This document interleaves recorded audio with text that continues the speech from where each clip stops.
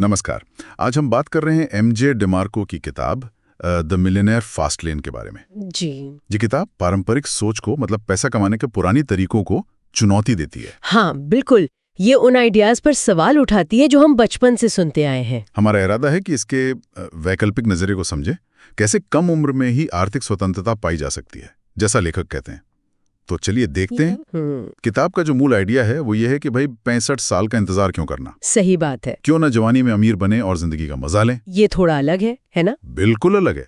लेखक साफ कहते हैं कि जो पारंपरिक रास्ता है, मतलब नौकरी करो, बचत करो, फिर रिटायर हो जाओ, वो असल में स्लो लेन है। स्लो लेन, धीमा रास्ता। हाँ, धीमा तो है ही, पर इसमें रिस्क भी है। मान लीजिए बाजार गिर गया या सेहत खराब हो गई ठीक रिटायरमेंट से पहले, तो ये तो सोचने वाली बात है। तो फिर इसके मुकाबले वो क्या सुझाते हैं? Fast lane. हाँ, फास्ट लेन। पर असल में वो 3 रास्ते बताते हैं। 3? अच्छा जी। पहला है साइड वॉक, मतलब पे चेक टू पे चेक जीना। कोई प्लानिंग नहीं, बस आज में जीना, खर्च करना। ओके, ये तो बहुत लोग करते हैं। बिल्कुल। फिर आता है स्लो लेन, 40 साल काम, थोड़ी थोड़ी बचत और उम्मीद कि शायद 65 की उम्र में अमीर बन जाएंगे या कम से कम आराम से रहेंगे। हाँ, ये सबसे आम रास्ता लगता है। और तीसरा है फास्ट लेन। ये है वो रास्ता जिसके बारे में किताब है। इसमें आप एक ऐसा बिजनेस या सिस्टम बनाते हैं जो आपके लिए पैसा कमाए, खुद ब खुद, ताकि पैसा भी मिले ताकि पैसा भी मिले और साथ में समय और आजादी भी। ये तीनों चीजें। यही बात दिलचस्प हो जाती है। किताब कहती है कि असली दौलत सिर्फ पैसा नहीं है। नहीं, बिल्कुल नहीं। बल्कि दौलत बराबर पैसा प्लस समय प्लस आजादी। सही। अपनी जिंदगी पर कंट्रोल होना, अपने हिसाब से जी पाना, वही असली अमीरी है। तो इस फास्ट लेन वाली सोच के लिए कुछ सिद्धांत भी होंगे। हाँ, कुछ मुख्य सिद्धांत हैं। पहला और शायद सबसे जरूरी, पैसे के लिए अपना समय बेचना बंद करो। मतलब नौकरी छोड़ दे? नहीं, जरूरी नहीं, पर समझें कि नौकरी में आपकी कमाई सीमित है, आपके घंटों से बंधी है। फास्ट लेन का मतलब है ऐसा कुछ बनाना जो आपके वहां मौजूद न होने पर भी पैसा लाए, एक सिस्टम। ओके, समझ गया। मतलब सिर्फ घंटे बेचना नहीं, कुछ एसेट बनाना। और दूसरा है द लॉ ऑफ अफेक्शन। मतलब अगर आप लाखों लोगों की जिंदगी पर असर डाल सकते हैं, कोई बड़ी जरूरत पूरी कर सकते हैं, कोई समस्या सुलझा सकते हैं, हाँ, तो आप करोड़ों कमा सकते हैं। स्केल यानी पैमाना बहुत जरूरी है।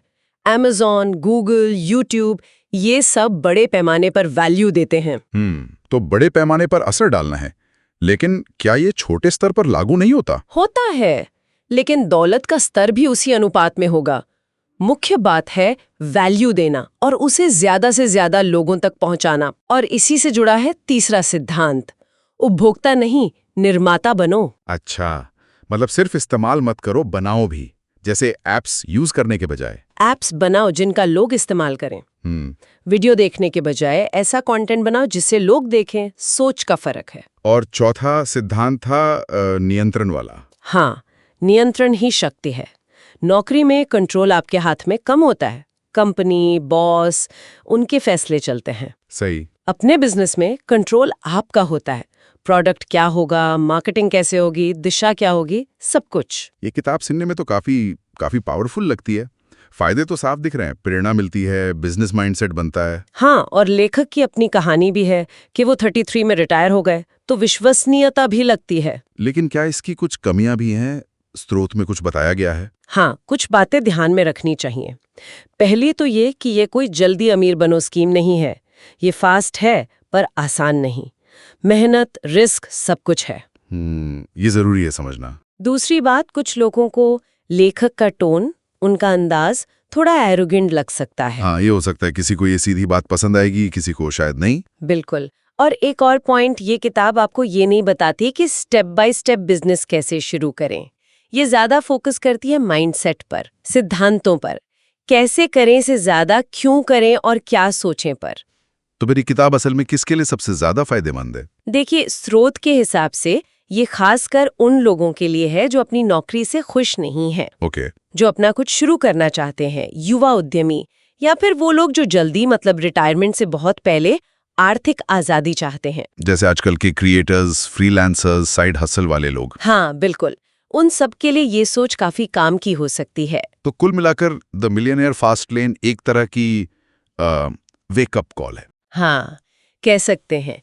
ये पारंपरिक रास्तों पर सवाल उठाती है और कहती है इंतजार मत करो, अभी शुरू करो, निर्माता बनो। अपना समय बर्बाद मत करो। निश्चित रूप से ये उन लोगों के लिए एक जरूरी नजरिया है जो धीरे धीरे बचत वाली सोच से आगे बढ़कर वाकई में आर्थिक स्वतंत्रता चाहते हैं। इसे जानने के बाद ये सोचना दिलचस्प है कि कोई अपनी यात्रा के लिए कौन सा रास्ता चुनता है, साइड वॉक, स्लो लेन या फास्ट लेन, और क्यों। बिल्कुल, ये सोचने के